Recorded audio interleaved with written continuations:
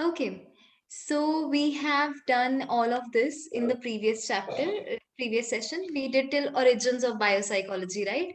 Remember the name of the person who helped in origin of Heb. biopsychology? OD Heb. Yes, D.O. Heb. So from doctor, I learned D.O. D.O. So yes, doctor is D.O. Na? So he is not a doctor, but that's a mnemonic that I created to learn it. So yes, Okay. we learned till here, and we studied a lot of things. We studied what is biopsychology. We learned their meanings. We, studied a little about human brain, and we learned how we are going to proceed with this. And we discussed two types of neuroplasticity. Do you remember which two types? Yeah, I remember. The one is structural, Yes. which heals the wounds in our body. Okay. And the other one is, Right. I don't know the other one name. Even yesterday night was sleeping. Functional. Yeah, okay. Functional. Remember, I Yesterday gave night you was the I example of sleeping. you and your sister. Yeah. I remember the example, but I forgot the what type of this thing it was. Yesterday Okay, so night it I is was the function now. while sleeping I was just It is your function that your sister is going to perform. So it is yeah. functional. In the absence Got of it? some parts, even we Hmm. are able to work in the presence of some other thing. That's called as functional. Right. Very right. Correct. So today, just a minute, I'll tell you what we are going to do today. We are going to study the relation of biopsychology with other disciplines. The other day we could not do that, so we'll do it today. And we will also study how research happens in biopsychology, right? So, what are the methods that they employ in research? So, you may feel like you are studying research very in depth, but it is like really nice. You will get a lot of insight into what are the types of research and how do they actually do researches in biopsychology. Why do they do this research, and why do they do it on animals? What kind of researches are done on human beings? All of those things. And if they do experiments, then how do they do experiments? So a lot of terminology we'll discuss in types of research. And if we get time, then we'll also study divisions of biopsychology. Okay. Okay. So as we keep progressing in this chapter, it is going to become more and more interesting. You're going to, fall in love with this thing. So it gets interesting as you move forward. Okay. So we have already done all of this. Yes. Oh, yes. So today we are going to study the relation of biopsychology with other disciplines of neuroscience. The other day we discussed, right, what is biopsychology? Yes. Remember? Yeah, Today we yeah. will study that how is it related with the other disciplines of neuroscience. So under neuroscience comes biopsychology. Mm-mm. And neuroscience has other disciplines also. These six disciplines come under neuroscience. So we will study today that how biopsychology is related with these. So yes, just a minute. Yeah. So the first one is neuroanatomy. Okay. So whenever we say neuro means neurons, it means your brain. We are talking about the neural structure of our brain. Okay, when we talk about neuro. So everywhere in all of these words, the word neuro is there. That means we are talking about the pathways in our brain. We are talking about neurons. We are talking about anything that is related to brain, that is neuro. Then the major thing is, what is neuro. And then now what we need to know is what is the other part of this. So neuro plus anatomy. Anatomy, do you know what is anatomy?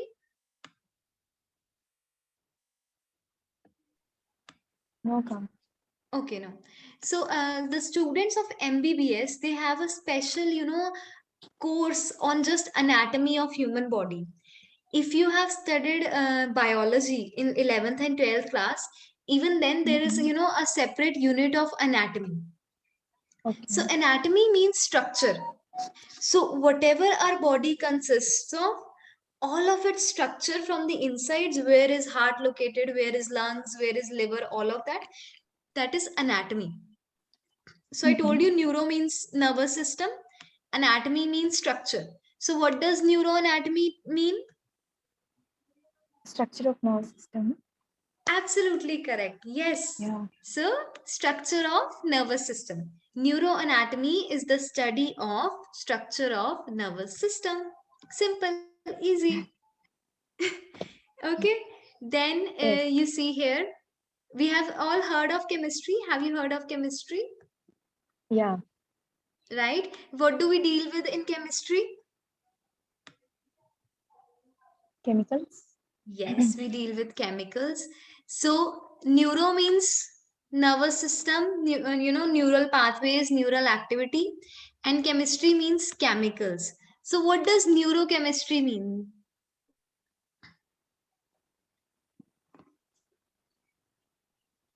Chemicals in the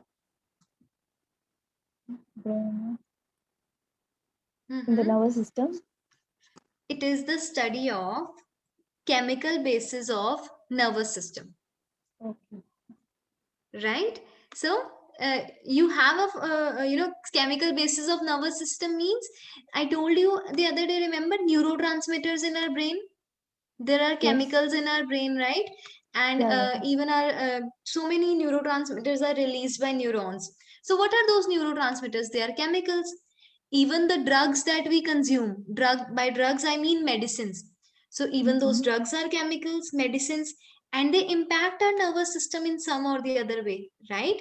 You must have heard of dopamine, serotonin, Yes. acetylcholine. Then the simple drugs that we take in our normal life, Disprin, Saridon, Crocin, they're all drugs, they're medicines. And those drugs, they play with our brain, our neural chemistry, right? They influence the neural activity, the activity of our brain and nervous system. So this is what we study in neurochemistry. An even better way to understand this would be the people who are drug addict. So if you would have noticed them, or if you've ever done any internship, they're not in their conscious. People who are alcoholics, or after consuming alcohol, people don't behave normally. Their brain does not function as normally as the brain of other people. While driving, why do they say don't take drugs or alcohol before driving? Because it plays with your nervous system, it plays with your neural activity. So neurochemistry studies how these chemicals, they play with your neural activity. The study of chemical basis of neural activity is called neurochemistry. Clear? Yes. Understood? Neuroanatomy is clear. Yes, Structure of nervous system. Neurochemistry is chemical basis of neural activity. Then, very simple. Uh, there is a neuro, neuro is again neural system. Then there is endocrinology. There is another system in our body called what? Endocrine. Yes, endocrine system. Okay, so the endocrine system. So this neuroendocrine, we will study endocrine system in very much detail, all those glands and everything. Okay, they come under endocrine system. So we will study endocrine system in very much detail. In this, we are just studying that what are these fields called. So what do you think? This is neural activity or nervous system. This is endocrine system. What does neuroendocrinology study? Nervous system, endocrine system. Are why? One is nervous system, the other one is endocrine system. Study of what?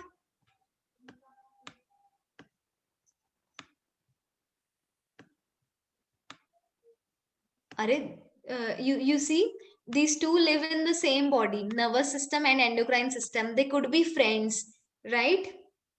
friends or enemies, they must be having some or the other what? Relation.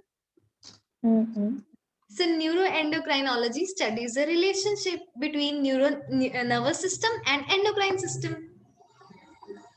Okay. Makes sense? Yeah. These are two systems in our body. They're living together. They must have some or the other relationship, a good relationship or a bad relationship. So the field, the study that, studies the relationship between nervous system and the endocrine system is called neuroendocrinology. Okay. Understood? Yes.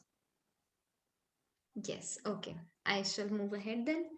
Then we have another very interesting field called neuropathology. So have you heard of the word pathology? No. You must have heard pathology. So pathology means, disorders, diseases. When we study with, disorders or diseases, it is called pathology. Okay. So the study of disorders of nervous system is called neuropathology. Parkinson's, Korsakoff syndrome, all these, nervous system disorders, they come under neuropathology. So disorders in the brain. Yes, disorders in the brain. All the disorders linked with neurons and brain, that is neuropathology. And yes. So when I say neuro or nervous system, I mean two things. You should have this clarity. There is central nervous system and there is peripheral nervous system. Peripheral nervous system. Yeah. Yes. So it not only means brain, because central nervous system consists of two things. What two things it consists of? Spinal cord and yes, head. Brain and spinal cord, both of brain them. And spinal cord. Yeah. And even peripheral nervous system consists of all the nerves, all the glands that release some or the other hormone. So when I'm saying nervous system, I mean the neurons that are spread throughout your body. Okay. And I mean your brain also and your spinal cord also. So when I say neuropathology, it consists of all the disorders that can be there in your brain, in your, related to your neurons or spinal cord. So linked with three of these. Okay. Okay. So not brain, only spinal brain, cord and neurons. Okay. So I'll also tell you what peripheral, nervous system mean for your understanding and clarity. This is human being. Okay. And this, this is the center portion of the human being. And brain and spinal cord lies in the center. Right? Yes. That is why it is named as central nervous system. On the other hand, okay, it is true. On the other hand, the neurons that come from the spinal cord, it goes to your arms, it goes to your legs. If I'll pinch you on your finger, you'll immediately, pull your hand back. It's the neurons acting, linked with your brain. You would have, studied that. Reflex action, reflex arm. So all the neurons that are in your limbs, in your arms, legs, all there, these are peripheries. Peripheries are the sides. Periphery is something that is on the sides. Periphery means the sides, not the center. Okay. For example, this is a playground. Okay. So this boundary of the playground is its periphery. Okay. Say this is something where you can walk. So this is the periphery. Similarly, brain and spinal cord are in the center. And whatever is on the sides is the peripheries. That is why those neurons are called peripheral nervous system. Okay. Understood? So brain and spinal cord is in the center. That's why it is central nervous system. Rest is on the peripheries. That is why it is peripheral nervous system. And the disorders of the nervous system are studied in neuropathology. Understood? Okay. Yes. Yes, perfect. Now, we here also have path labs. Path labs. Do you have path labs in your Chennai?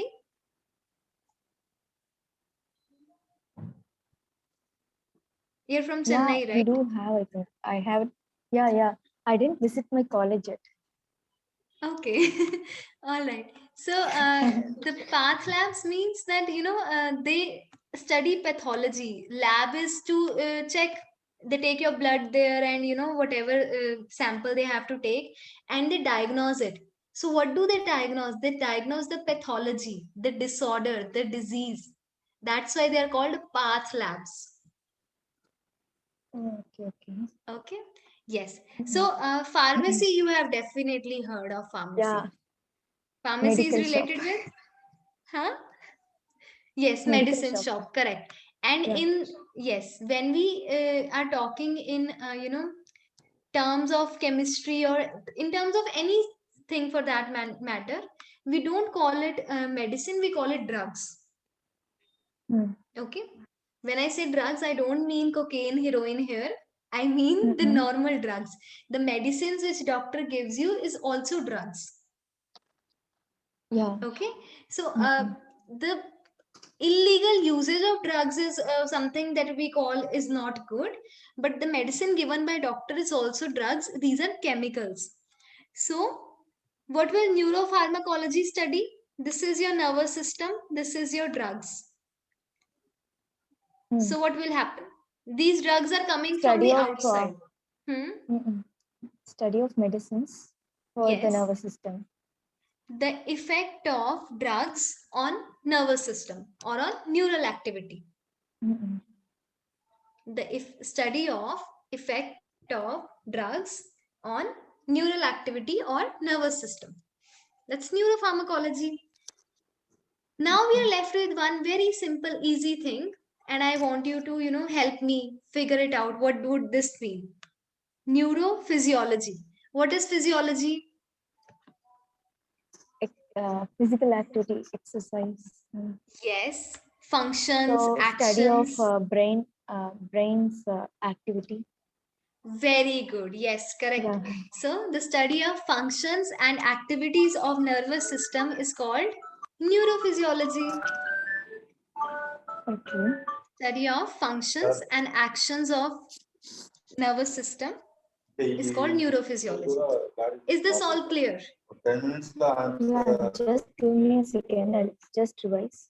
Yes. So study of. Okay. I'll help you in revision. So we learned what is anatomy. Yes. Anatomy was the nervous system.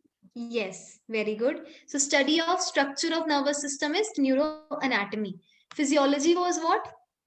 Functional and the functions and the activities of the brain is called Yes, neurophysiology. physiology. The study of functions and activities of nervous system is neurophysiology, right? Neurochemistry, chemist. The study of chemicals. Chemicals. I mean the chemicals in the neurons. The study of chemical basis of neural activity. I'll give you, I'll explain you more clearly. There is a difference, even pharmacology, pharmacy also means drugs, and this means chemicals, right? But these chemicals are already present in your system, right? So they are forming the basis of your nervous system.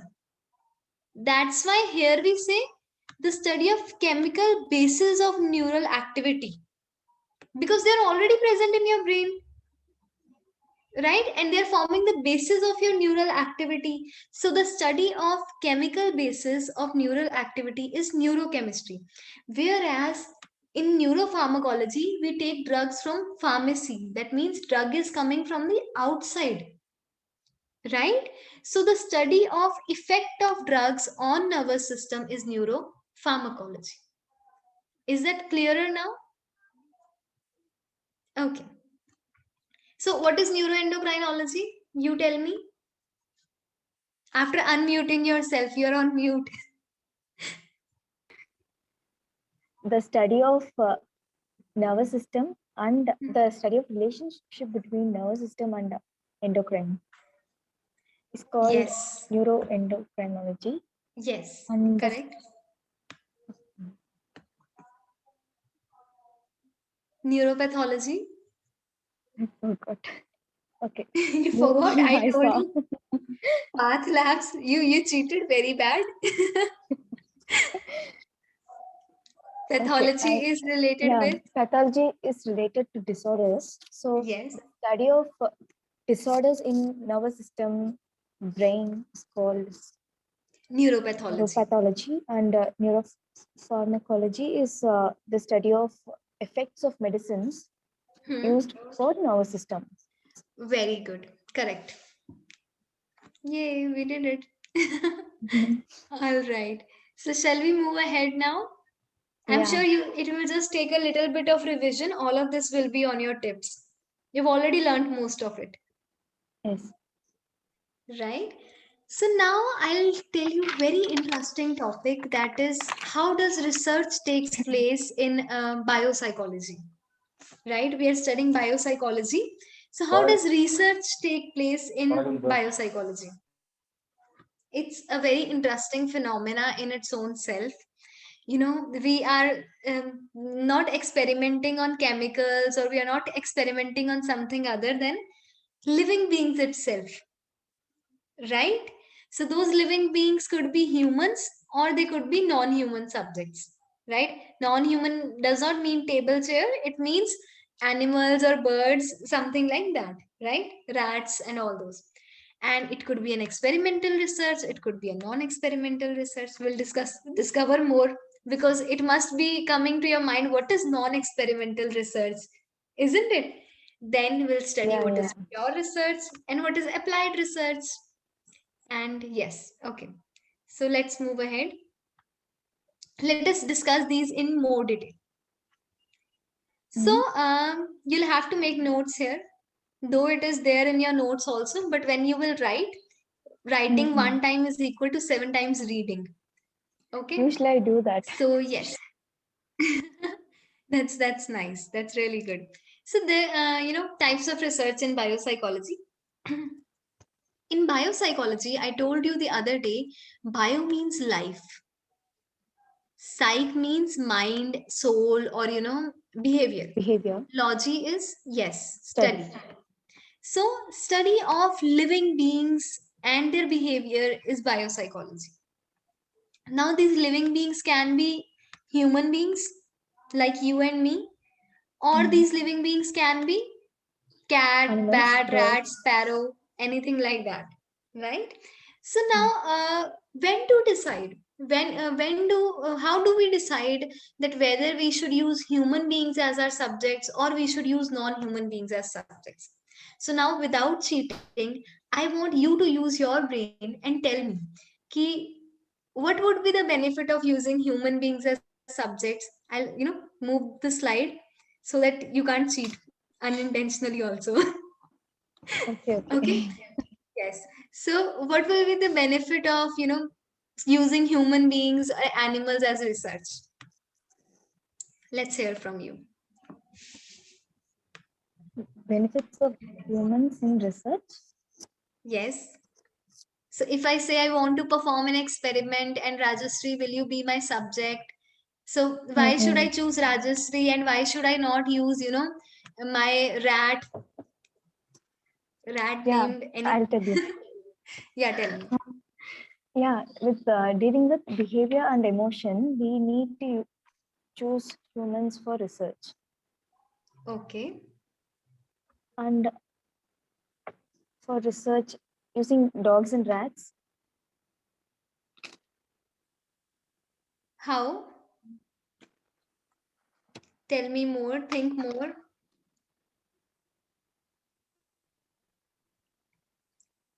So dogs and cats, they do not have emotions? They too have, but not like us. Okay. Okay, let us think in a more, Okay, so if I, you are a good girl, obviously, but say if I take a good number of subjects, human beings, as for my research, okay, so will all of them follow my instructions? For research thing or Yes. randomly you're asking? For research, will humans follow my instructions more, or will animals follow my instructions more? Humans will follow. Yes, humans are intelligent human beings, right? If I'll tell them to do something, they'll understand in one go. But will animals understand? No. It will take a lot of time to them, right? No, they won't. So, Yeah. to make them understand that this is something you have to do, I'll have to train them so much. But human beings, I'll just tell them once and they'll able to do that, right? And okay, if I ask you, Rajashree, how are you feeling in the class? Can you tell me? Yeah, I'm feeling Right? You can tell happy, me how are you feeling. Yeah. Can the animals speak to me? No, they can't speak. He can't tell me how he's Yeah. feeling, right? If I've kept him in the cage, isn't it? So he cannot tell me that. And then okay. So if I keep an animal in a cage, it is very hard. It is difficult for me to clean its cage. I don't have to keep human beings in a cage, do I? No. Right? So Yes. it's easier to deal with human beings. And then if I have to perform an experiment on animals, it is actually expensive. So, but with human beings, you are my friend, so you will come and take part in research for me. So, collecting so many animals to do research is not as cheap as it is with human beings. And Yes. human brain. Now you see the function, the very purpose of studying biopsychology is what? To study human brains. And animal brain is not that developed. Animal brain cannot do problem solving, thinking, creativity as nicely as a human brain can. So if my purpose is to study human brain and I want to, solve things of the human brains, then animal brain cannot do that for me. Can it? No. Right? So the next point is that human brains is something that we are studying right now. And to study human brains, if we get human brains, there is nothing better than that. Okay? Because human brains are more developed. They have a human brain, they have more cortical development, and their size is also large.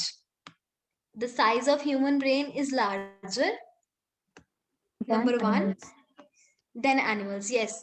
And also their extent of cortical development is also more, greater extent of cortical development. You should note this down, that human beings have more cortical development than animals. We will study in very much detail what is cortex and all these things in the coming chapters. Okay, human beings but have when more cortical than animals, yeah? Cortical development. Okay. Yes. Okay, but when it comes to, animals, so what would be the benefit of using animals and humans? This way we should only use humans. No, it is very easy to instruct them. It is very easy to tell them, tell me how you are feeling. I don't have to spend a lot of money, and I got human brains also. Then why should I ever use non-human brains?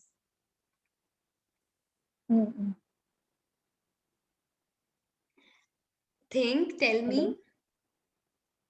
I want you to answer. Why should you?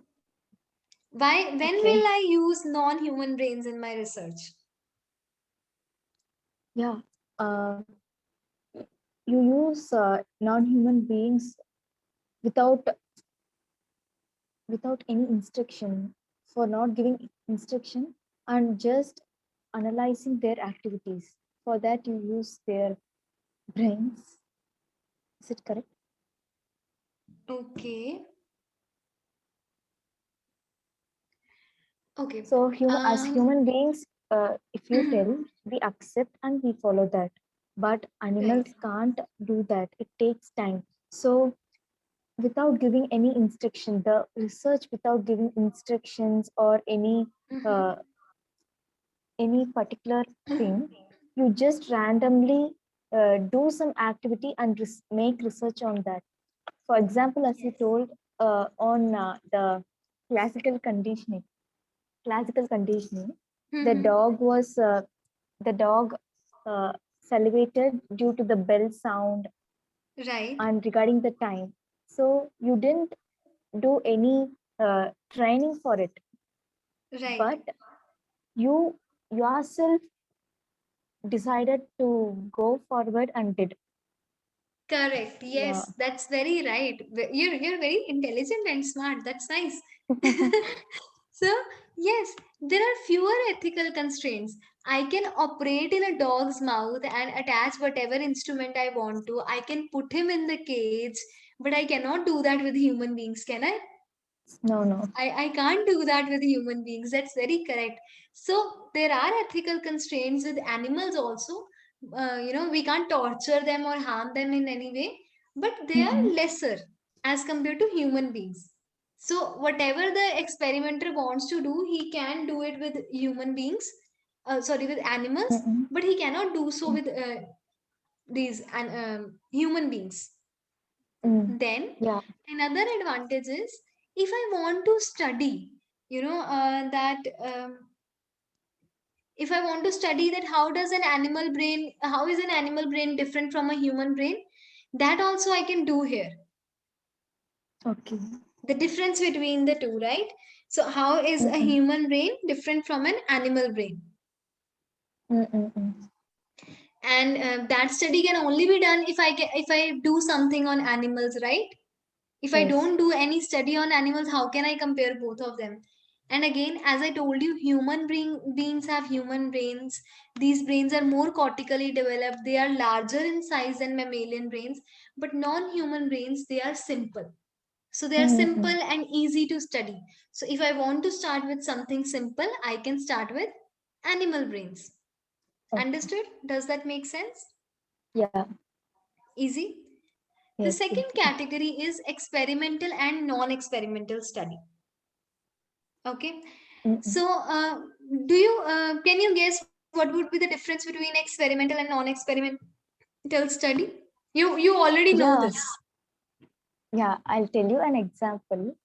Okay. Experimental study is, for example, I'm taking 10 kids, okay, Okay. and asking them to eat, not to eat, okay, I'm asking them to eat chocolate after 10 minutes. I'm keeping in front of them a few chocolates, but I'm asking them to eat chocolates after 10 minutes. And there Okay. are other group of people, kids who wants to eat whenever they want. The Okay. chocolates are placed in a place, but the children can eat whenever they want. Okay. So when I Okay. do a research, the children who, oh, and even I'm telling that who eats after 10 minutes will get two chocolates. And in other group of people, kids, I'm telling that the I'm not telling anything. Okay. So Okay. the students who wait for 10 minutes and eat getting the reward of two chocolate has more willpower. Okay. Okay. And the students who are craved a lot for eating, Mm-hmm. even one chocolate is enough, but the child is getting more Mm-hmm. cravings. It has we can see say that it has less willpower. And Hmm. the kid who waits for two chocolate and gets its reward has more willpower. Okay. This is experimental study. Okay. Am I And what is non-experimental study? Experimental study, you very okay? well told me. You told Mm-mm. me that there is one experimental group and the other Mm-mm. one is control group. So control yeah, group yeah. is the one here in which you said that they will have to wait for 10 minutes before eating chocolate, Mm-mm, right? mm-mm. And the experimental group was, sorry, this was the experimental group in which you This give thing, them instructions. yeah. Mm-mm. And Yes. in which you gave no instructions was the control group, right? Yeah. So correct. This is good. This is nice. I understood. So experimental research is what? It is observation under. You can note it down. Experimental study or experiment is an observation under controlled conditions. So here you generated a control in one group and you studied them with the other group. That's experimental Mm. study. Very good. And what will be non-experimental study? Okay. When I hear this word non-experimental, just now I got an idea. I'll say, Okay. but you tell me whether it's right or wrong. Okay. Non-experimental means without experimenting. For example, if we take the past behavior of our life in our childhood, Hmm. we are research. We are, uh, for example, taking the uh, life of few students, Okay. and researching on their past childhood activities. Hmm. So it has already been done, but we are studying Okay. their behaviors and their parents' behavior. Hmm. What kind of, if a parent scolds a child, it is very sad. Okay, for example, I'm telling. And if a uh, parent is suggesting you do this or that, the choice is yours, and letting his or her in a freedom. So Hmm. when the child is grown, it develops a type of behavior or attitude. So regarding its past behavior, we Hmm. are studying regarding the past behaviors of the children and the parents. We Hmm. are regarding that study. Uh, On the basis of we that, can we are studying the research. personality of those people in current scenario. That's what you're saying. Okay, Yeah, yeah, okay, yeah, you told the correct that's very thing. interesting. That's good. Nice. I am very impressed. Yes, that's true. Case histories and case studies, all that come in non experimental study because we are doing nothing. We are just observing here and there are no controlled conditions. So we have not Okay, generated any control here. We are just observing what happens with what. I okay, am very impressed. Very good. That means you study. Even the study that you quoted here in experimental study, this is an actual study that has taken place to check for the willpower of students. So, mm-mm. where did you study or watch this? Tell me more. This thing, experimental study, I was seeing an motivational video before Okay. 5 months back. But Hmm. when I came uh, hear the word experimental study, my subconscious got tricked, and it I remember Okay. that thing. And this thing I randomly told you now when I Mhm. saw this non-experimental word. Very good. Very nice. You're intelligent. Have you been topping all your semesters? Is it so? No, you know, I thought of really speaking about this. I was uh, I was in depression and anxiety, so I was unable to. Okay. So now, yes. So you told me what experimental study is, and yes, we also discussed a little bit about non-experimental study. Mm-mm, Now, also you have written the definition of experiment. It is observation under controlled conditions. But in non-experimental study, we may mm-mm. not have controlled conditions, right? After Yeah. that, now, okay, yes. So now in experimental study also, when you explained me the concept, you said that we will take two groups. So there are two ways of conducting experimental study. Okay. So Mm-mm, one is that, say you have 100 participants, you divide them into 50 and 50. mm-mm, Okay. And you give chocolates to one person, condition one to one person, and condition two to the other person. Like you give the example of mm-mm. chocolates, Yeah. right? Other Mm-mm, option is that I take 100 people. First, I tell them that, you are supposed to eat chocolates only after 15 minutes in phase 1. And in phase 2, I tell them that you can eat chocolates whenever you want. This is Okay. also a way of doing the study, right? So, Yes. how it goes is that when you divide a group into two parts, or you take two groups instead of one, okay, and you give different conditions, say condition A and condition B to both of them, it is called between subject design group. I'll explain you more clearly. So we are studying between subject design. Okay. Here, what is happening is we have more than one groups. This is group 1 and this is group 2. Okay. So to both the groups, we are giving different conditions. Okay. So, to group 1, we gave condition 1, and to group 2, we gave condition 2. And then we compared and analyzed that what is the difference between two of them. For example, what example should we take? Study of what? Give me some example. What examples should we take? Say, for example, there is some drug, okay, some medicine, and we want to see what is the effect of that medicine on academic performance of a child. Okay. So we take two groups. To first group, we give no drug. There is no drug. That is our condition 1. To second group, we give this drug, and then we take their test, and we see how many marks on average this group scores and how many marks this group scores, and we compare. If both of them score same marks, then that means this drug is not effective. This drug is not causing any effect on the academic performance or marks of the students. But on the other hand, if this group say scores 4 out of 10, and this group scores 7 out of 10 on average, then we see that the drug is causing a negative impact on the academic performance of the children. Because after taking drug, students are scoring less marks. Less marks. Yes. So now here what I want you to focus on is that we are taking two groups, and the comparison is between two groups.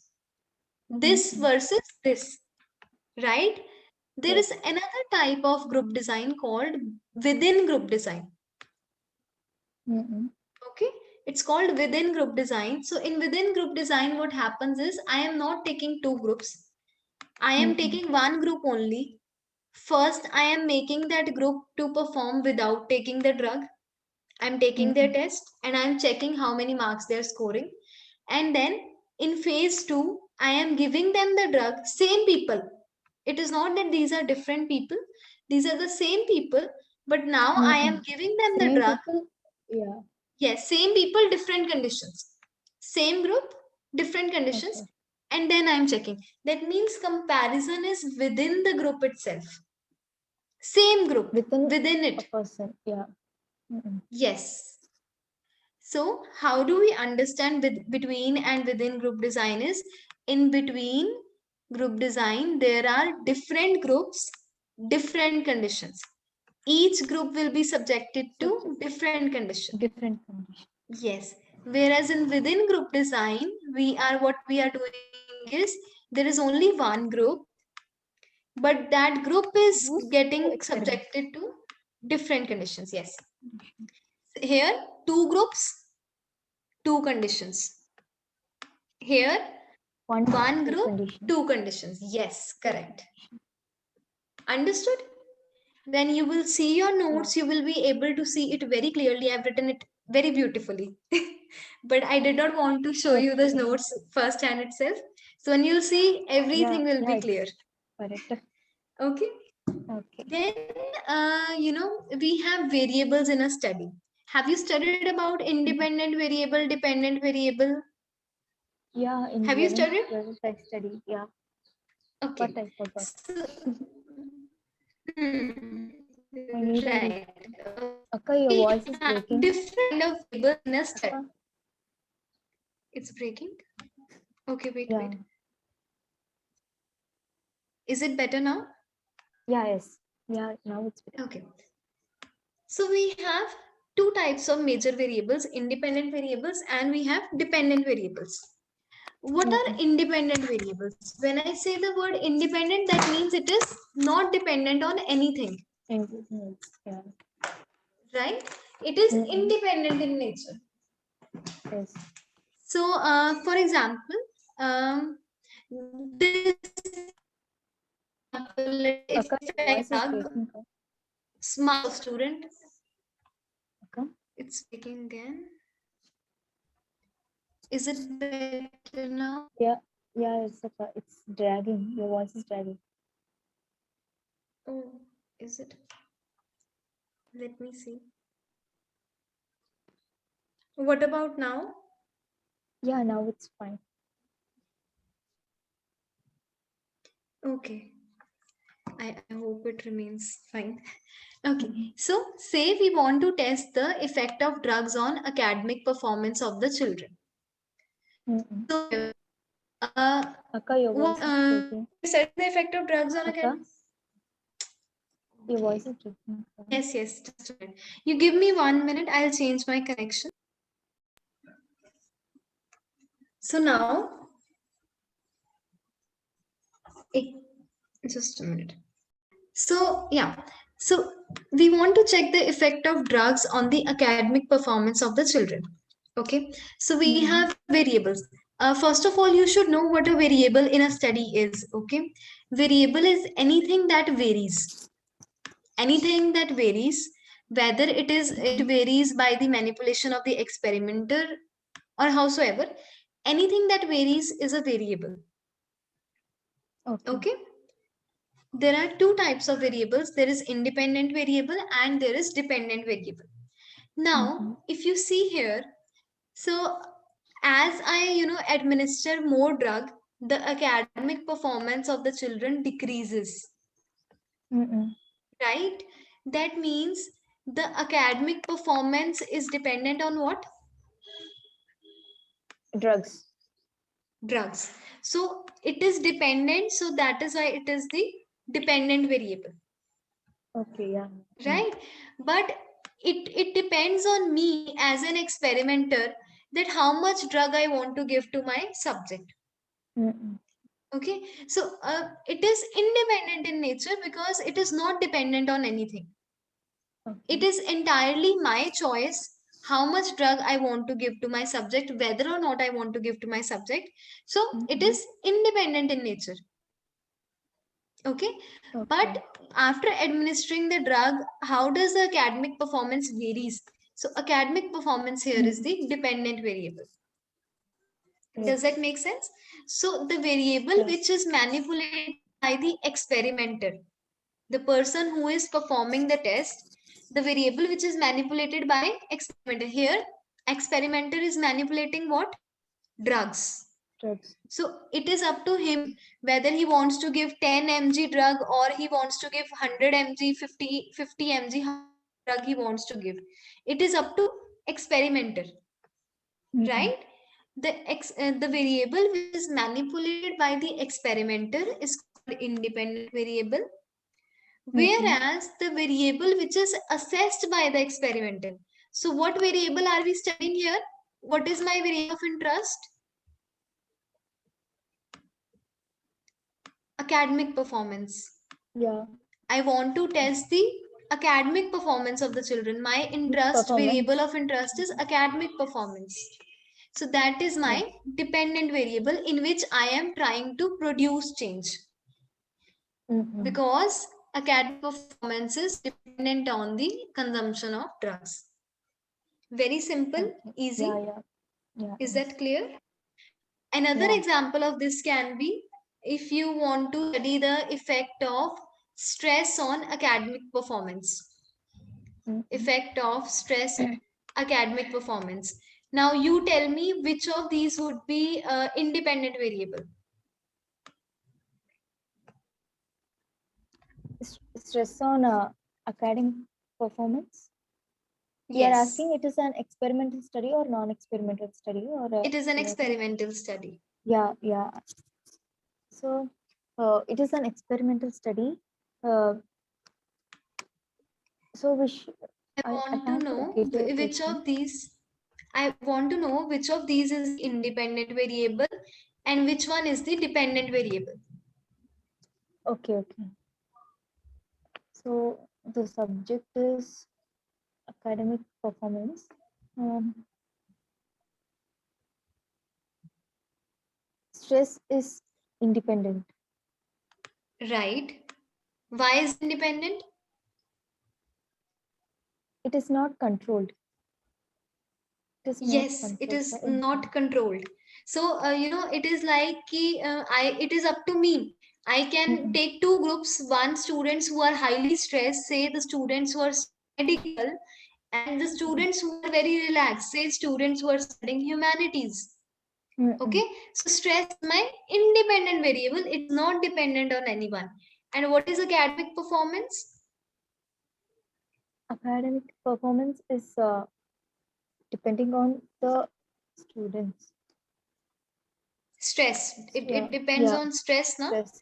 Yeah, If you have more stress, maybe your academic performance goes it's down. low. If you have less stress, maybe your performance goes up, It's up. right? So Mm-mm. the academic performance here is the independent or But dependent variable?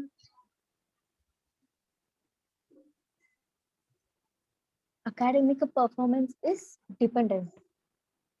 Correct. Stress is Yes, it is independent. the dependent. Right, correct.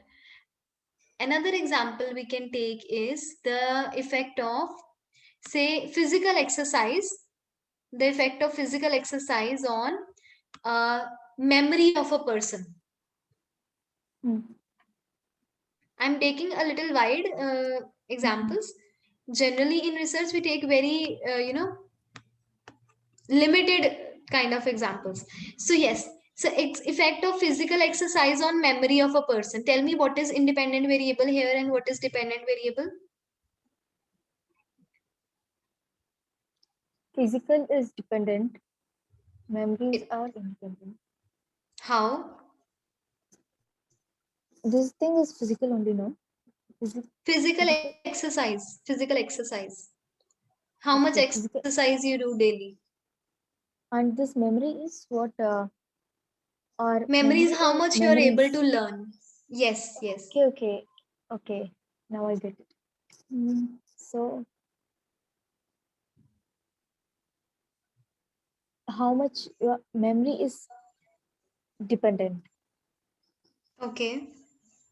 Yeah, I get it. Confused. So Uh, say very simple. Say this person walks. I take a group of people who walk 100 or 1,000 steps a day. They do walk daily, and the other group it does not walk at all.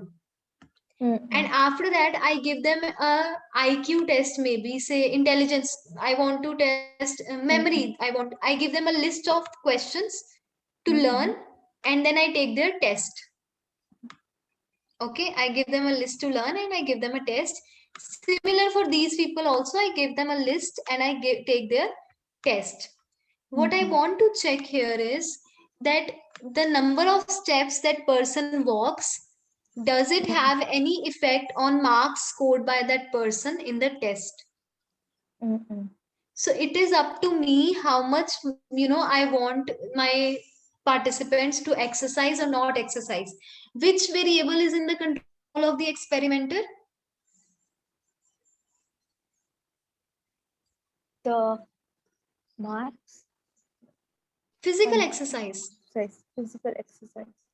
Yeah, yeah. But Okay, yeah. I don't Yes. know how much the person will be able to learn, do I?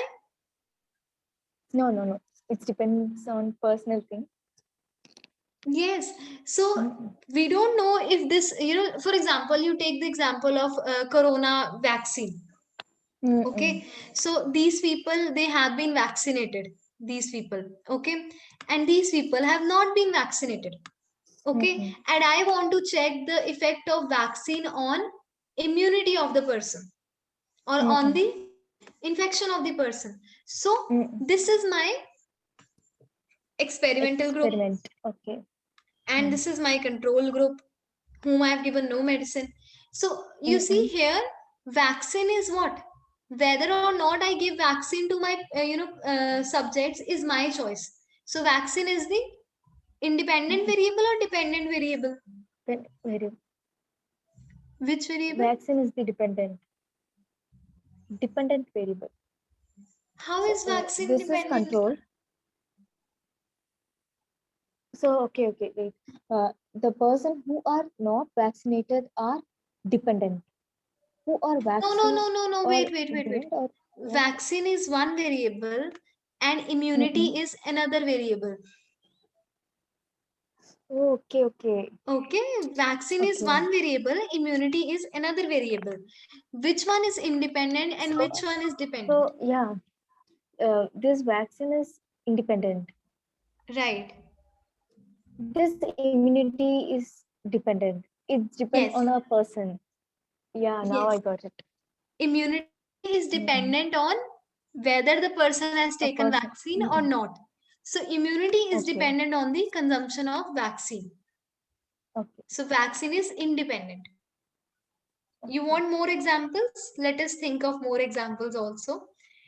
For Yeah. example, number of study hours. Okay, number of Mm. hours a person studies and marks scored by that person in test. Mm-mm. Okay, so say this person, these people, they study 2 hours a day, these people study 4 hours a day. These people Mm-mm. score 20 marks in a test, these people score 30 marks in a test. So now you tell me number of hours and marks. Which one is Yeah. independent variable? Which one is dependent variable? The number of hours is independent. The Yes, marks is dependent. It very good. depends upon the Explain me. hours they learn. Mm. Very good. Correct. Okay. Understood? Yeah, I So, understand. the variable which is manipulated by the experimenter is the independent variable, Mm-mm. whereas the variable which is, being studied by the experimenter, which is of interest by the experimenter, which is dependent on the independent variable, is dependent variable. Mm-mm. Understood? Yeah, I understand. Okay. Yeah. So, we'll do till here today, and the rest will Okay. continue tomorrow. Okay, sir. Okay. Yeah. So